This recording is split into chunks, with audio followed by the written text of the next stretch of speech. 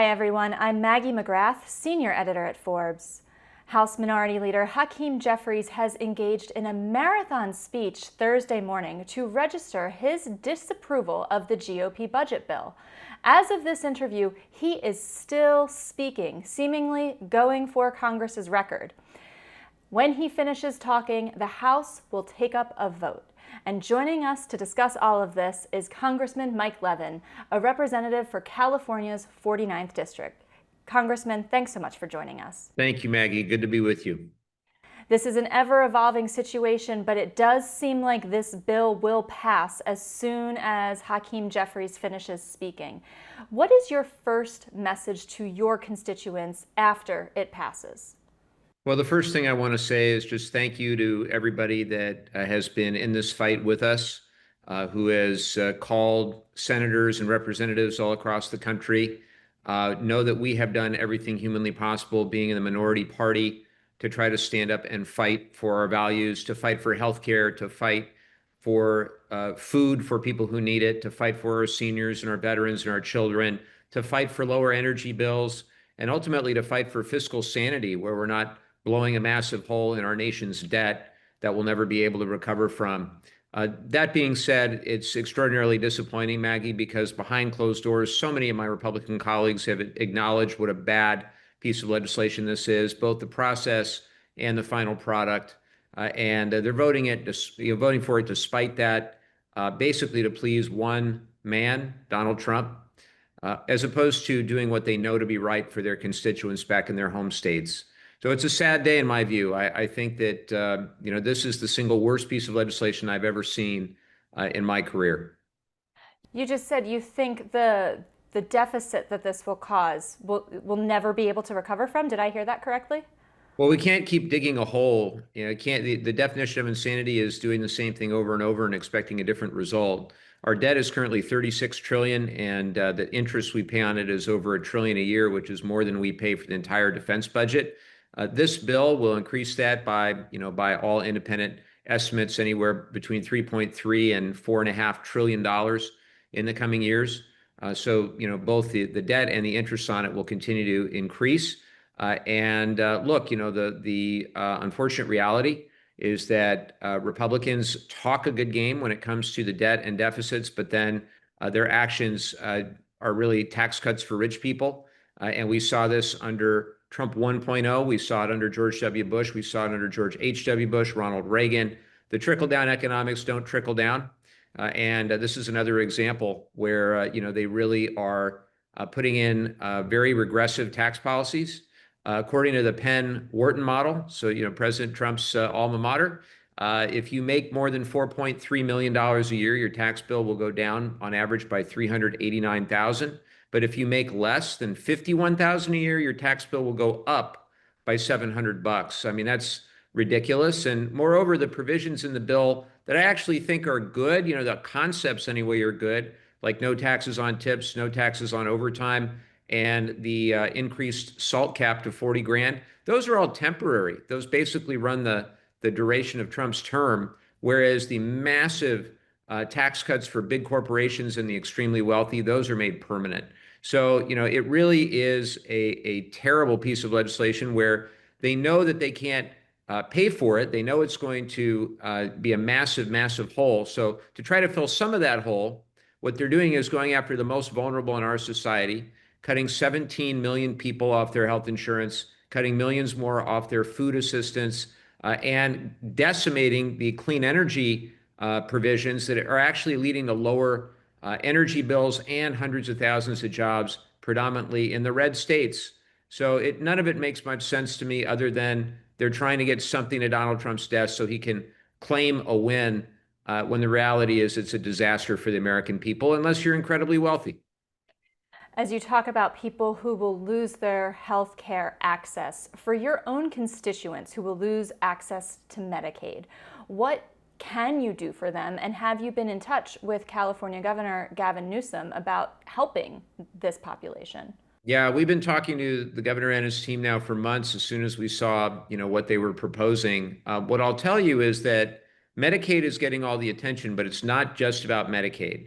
So there are real cuts, and they claim that it's just work requirements, but the Kaiser Family Foundation came out with an analysis that said 92% of the people who are going to be kicked off the rolls are people who are eligible for the care, but don't meet the new bureaucratic red tape. We know that when similar requirements were put in place in Arkansas and other states, that was, exactly what happened. People who were eligible for the care who just did not fill out the paperwork properly or did not get through the bureaucratic hurdles. So you will have people who deserve and need the help who aren't going to get it. But it's also about the Affordable Care Act, because they're taking away the all the progress that we made during COVID when we passed something called the American Rescue Plan. We put in place policies to reduce the cost of premiums for people trying to get their care through the Affordable Care Act exchanges. This bill, the big ugly bill, as I call it, the Republican budget, undoes that. So immediately, the Affordable Care Act becomes a lot more expensive for people. So the independent estimates are that millions will be kicked off ACA, millions more will be kicked off Medicaid. But then it's also about Medicare. Because of that massive debt bomb that this is, the multi-trillion-dollar addition to the debt, that then triggers another $500 billion in mandatory cuts to Medicare. That means doctors will get paid less. That means patient care will decline in quality. And then the last thing is this issue of the provider tax. So in California and a lot of other states, the way Medicaid is funded is through a provider tax on hospitals and healthcare providers. The Republican budget bill decimates the ability to collect those same level of provider taxes, meaning you could have hospitals that shut down. And, we talked a lot about rural hospitals, but it's not just rural hospitals. It's suburban, it's urban. All hospitals that have a Medicaid population will be cut. And if you are on private insurance, if you don't have good hospital coverage, that impacts you. So it literally impacts every single person in America who has health insurance will be impacted by this bill in a negative way over time. And that is a massive failure by this administration, particularly when the president said that he would protect Medicare and Medicaid. He's doing the opposite with this. You were right to mention SNAP benefits, and that brings up the question, again, on a state level, are there things that can be done to provide that which the federal government will no longer pay for once this bill goes into effect? Well, that's what the Trump administration is banking on. So with regard to SNAP, they're going to stick the states with 25% of the bill, and some states will be able to afford it and some won't. It depends. In California, we're running a budget deficit, as I'm sure your viewers are aware, and so it makes it very difficult, and whether that's for healthcare or for food. But what I do know is how many of my constituents rely on SNAP just to get by. I live in a very expensive state, in a very expensive part of an expensive state, and you've got people who are working, who are doing the best they can, but if they need the SNAP benefit just to be able to feed their kids, or if you're a senior and you need that just to get by, or a veteran and you need that to have enough to eat. I mean, for God's sake, why would we cut just the basic necessity of food, particularly for kids? When you invest in kids, there's really no better investment you can make than ensuring that that child has a positive learning environment and a decent quality of nutrition and enough to just make the basics work. When you invest in kids, the economic multiple of that is usually 6 or 7 to 1. I've seen studies even higher than that in terms of the long-term positive economic outcome for that child, their positive societal outcome. They pay more in taxes. Their rates of being involved with the criminal justice system go way down. So I just don't know how we could be any more dumb. And the administration could do anything dumber than cutting funding that help kids with better outcomes. It makes no sense. If California has to step up and provide some of these benefits at the state level, will that involve raising taxes on Californians? Well, for the administration, that's a feature, not a bug, right? I mean, the money has to come from somewhere. And in California, for a number of years, we're running surpluses. Our state revenue is very dependent on income taxes compared to some other states. So it's very volatile. The answer would be up to our friends in Sacramento to see, where we're at. But many other states are simply not going to have any other choice but to increase the level of taxes at the state level in order to fill the gap or dramatically cut the services. In either event, it's a loser for the residents for every state in the union. Now, Congressman, you mentioned that behind closed doors, this bill is unpopular even with Republicans. So, to zoom out a little bit, does this mean that President Trump can just get whatever he wants until the midterms, perhaps? Seems like it. That's the only conclusion I can reach, because when you hear people behind closed doors whose districts have massive Medicaid populations, for example, they know that their district is going to get absolutely hammered by this. They know it's wrong. They know it, and fundamentally, a lot of them know it's immoral to be taking away food from children or health care from seniors. And, it's insane. But then they do whatever Trump says. They also know Mike Johnson will not have their back if they do anything, to counter the president.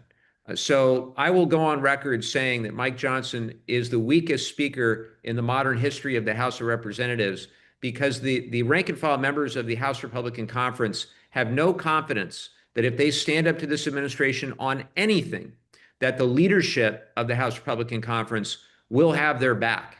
In fact, they encourage a primary challenge.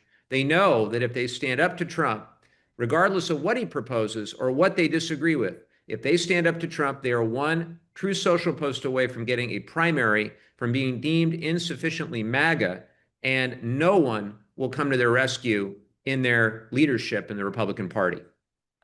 So then the follow-up question to that is, what is next on the GOP agenda, and is there anything that could be done to stop it if it's as objectionable as you say this GOP budget bill is?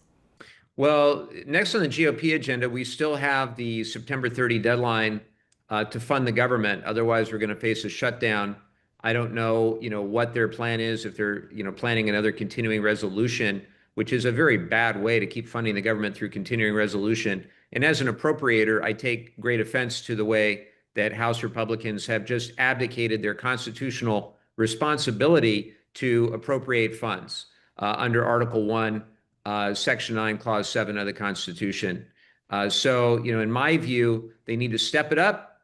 They need to fund the government. They need to work with us in good faith to do so. And we can't keep doing CRs. In terms of the long view, the way I see it, Project 2029 starts as soon as that one big ugly bill is signed. What I mean by that is we've got to take back the House. We've got to take back the Senate in 2026. We've got to try to take back the White House in 2028, and we've got to reverse the damage that's being done. The good news about all this is it's being done by a simple majority vote via the budget reconciliation process, which means it can be undone with a simple majority vote via the budget reconciliation process. It's not the way to govern, but it is nonetheless a reality that we can undo all of this with a simple majority. So if Democrats take back the House in 2026, is the first order of business undoing the big, beautiful bill? Well, we'll have to see what other damage is done between now and then. But I think the absent having the White House, you're not going to be able to undo it, right? Because the president would just veto any measure sent to him to undo his signature legislative agenda. I would say being a check on this administration and making sure that they're actual co-equal branches of government again would be the first order of business. Real oversight, real accountability. Now, on a practical matter, the vote for this bill will happen Thursday, the day that you and I are speaking. When will real Americans start to feel the effects? Well, that's a very interesting question, because the way the bill is structured, some of the real pain may not happen for a year or two or longer. And that's by design. They've structured this bill where you get some of the sugar high right away, but you don't feel the real pain for a while. And that's just how they've designed it. And it's an incredibly cynical way to legislate, but that is what they've chosen to do. So I hope that the average American is smart enough to actually understand what this is going to mean for them, And that means that they're going to have to spend the time to understand it, or if nothing else, they're going to see higher prices. They're going to see, for example, energy prices go up. They're going to see higher taxes unless they're very wealthy. And ultimately, they're going to see that things like the no tax on tips really doesn't make sense for most of the people who are actually working and earning tips. So there are 16 months between now and the midterm elections. Are you concerned at all that the part of the bill that's not the sugar high will have escaped public view by that point, that people will no longer be conscious of it?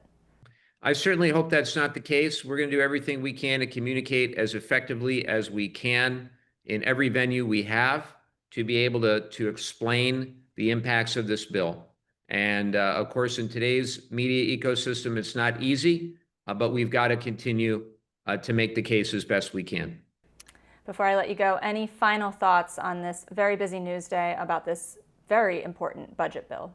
Well, the last thing that I would mention as somebody that's been involved in the clean energy world, nonprofit and legal world, business world, is that this bill does extraordinary harm to all the progress that we're making to win the future as it pertains to the clean energy revolution. For me, this is you can say it's about the environment or about the climate. It's really about China and whether we're going to win or lose the long-term competition when it comes to the clean tech revolution.